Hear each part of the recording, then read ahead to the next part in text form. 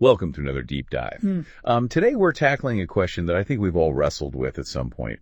Are we truly free? It's a question for the ages, isn't it? And definitely feels relevant now more than ever. Yeah, absolutely. So we'll be exploring this through the lens of a broadcast that a listener shared with us. It's called The Survival Crisis: Control, Resistance, and the Future of Democracy.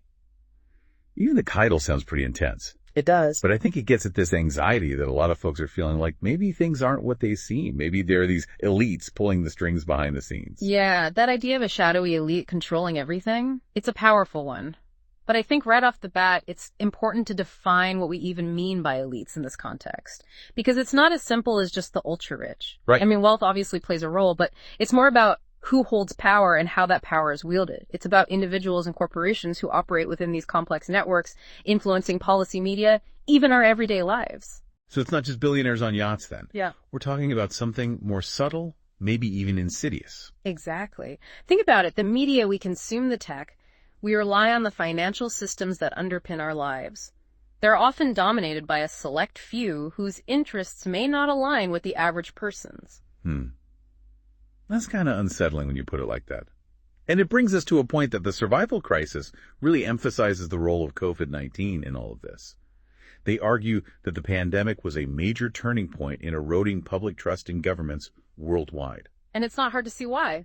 Yeah. I mean, think back to those early days of the pandemic. Constantly shifting guidelines, conflicting information from experts, a sense that governments were overreaching with mandates.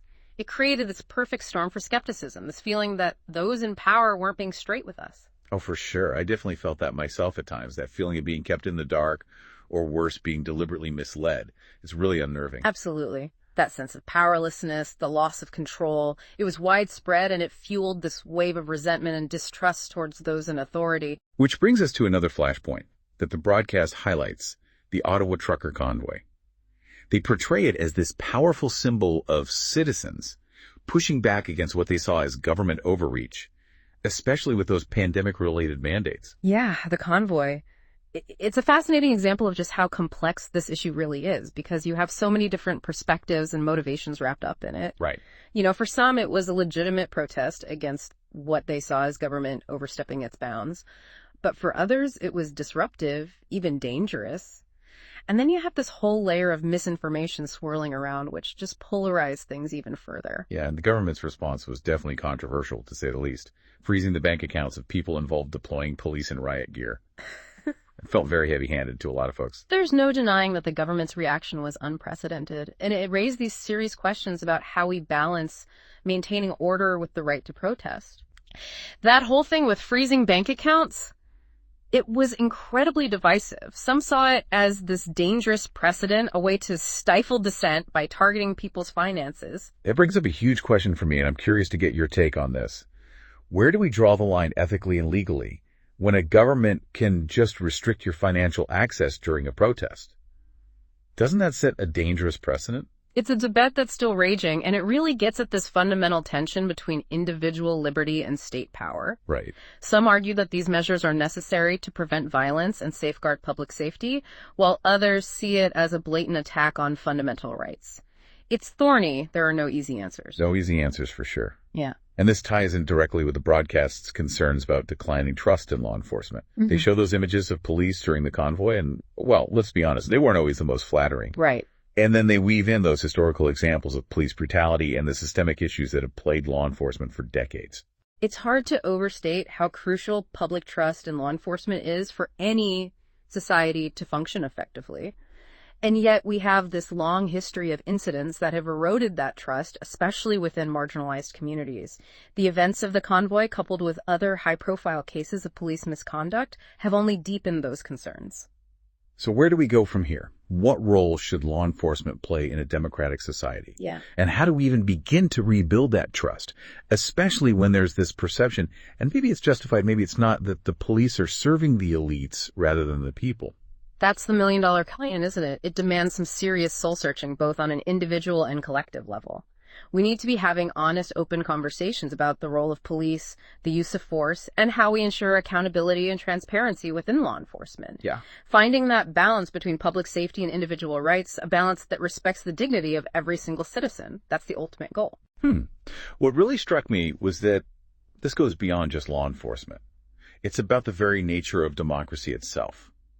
The broadcast draws this parallel between Western democracies and uprisings against oppressive regimes.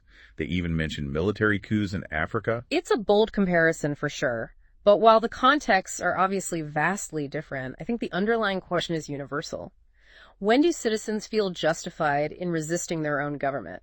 What happens when that social contract between the people and the state starts to crumble? Yeah, it's like they're suggesting that even in these established democracies like ours, those feelings of oppression that need to push back can still take root. Absolutely. And we see it playing out right here, right now. The debates we're having about voting rights, fair representation, the influence of money in politics.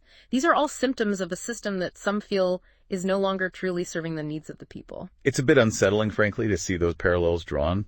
But I'm starting to see how all these seemingly separate issues, elites, pandemics, protests, trust in institutions, are actually all intertwined.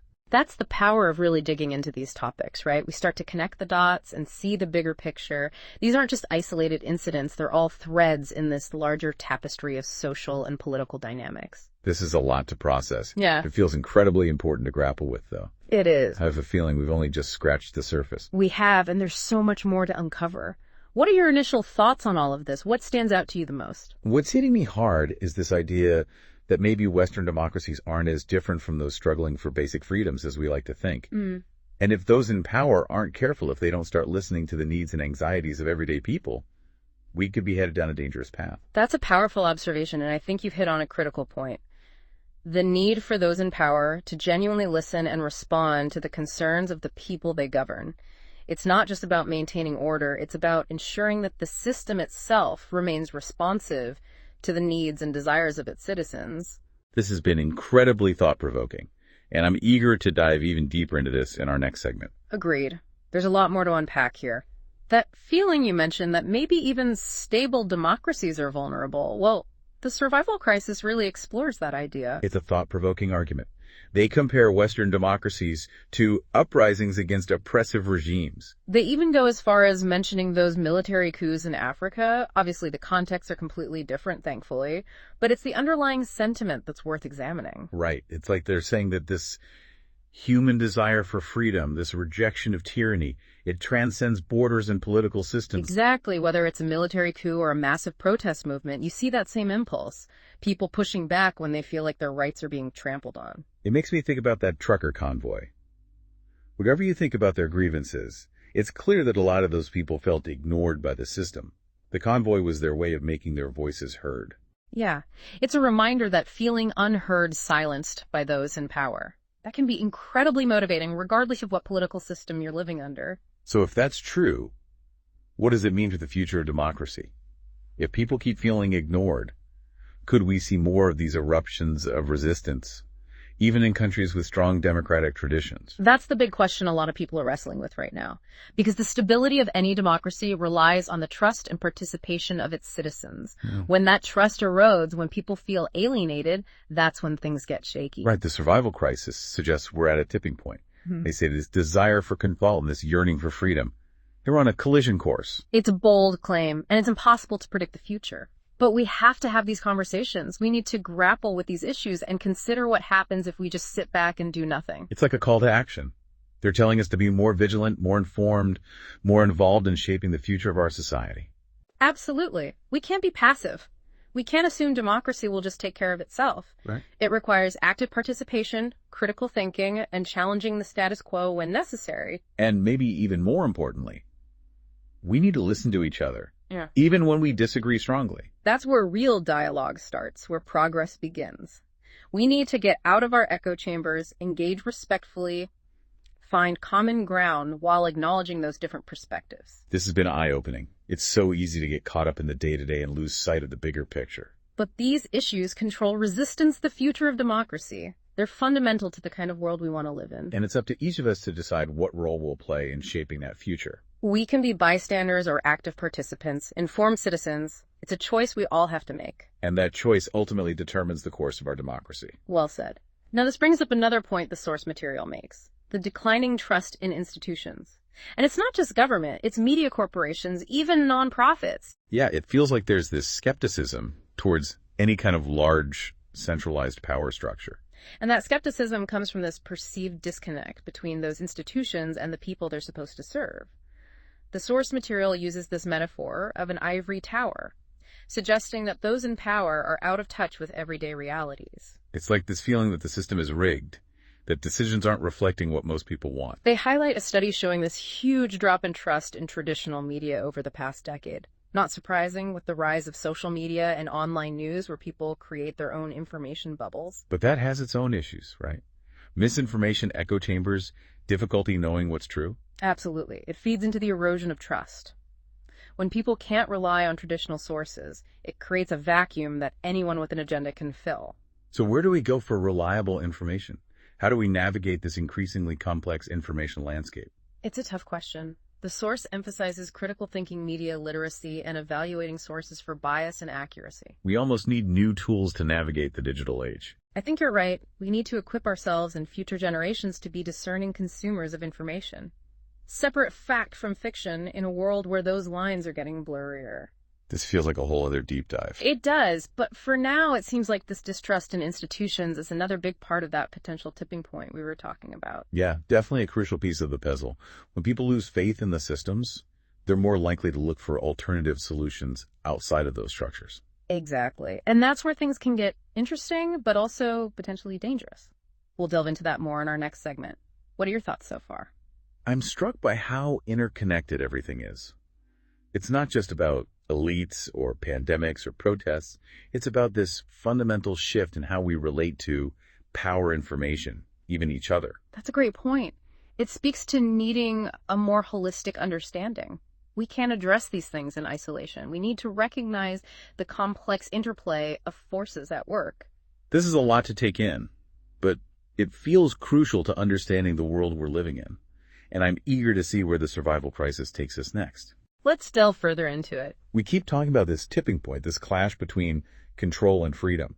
But there's this whole other layer we haven't really discussed. You mean technology, right? Exactly. Yeah. The survival crisis doesn't really dive into tech specifically, but it's impossible to ignore how much it's influencing this whole dynamic. It's true. Technology has reshaped how we consume information, how we connect, how we see the world.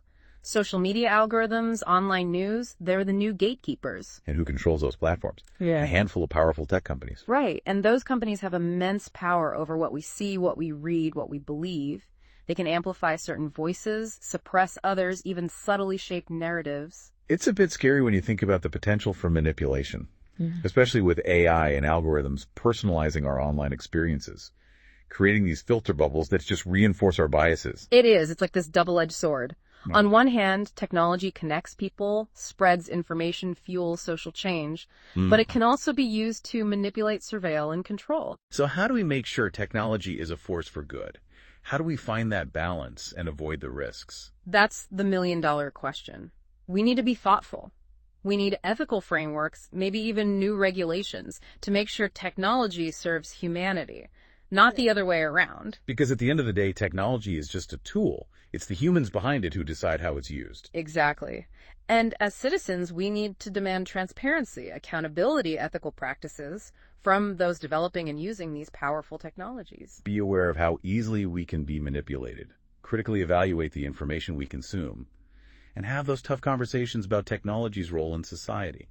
That's how we navigate this and ensure technology is a force for good, not another tool for control and division. This deep dive feels like it's opened up more questions than it's answered. And that's not a bad thing. It means we're really engaging with these issues, grappling with the complexity, and hopefully coming away with a more nuanced understanding. One big takeaway for me is that the future of democracy, it's not guaranteed. It doesn't just happen on its own. It's something we have to constantly work towards nurture, protect. And that starts with each of us. Staying informed, engaging in thoughtful dialogue, even when it's uncomfortable holding our leaders accountable. And recognizing that we all have a role to play in building a more just equitable and truly democratic society. This has been quite a journey, a real deep dive into some of the biggest issues we face today. It's been a pleasure exploring these ideas with you, and I hope our listeners found it as thought-provoking as we have. We'd love to hear your thoughts, your reactions, your insights. Share them with us on social media, on our website, wherever you connect with us. And until next time, keep questioning, keep learning, keep striving for a better world.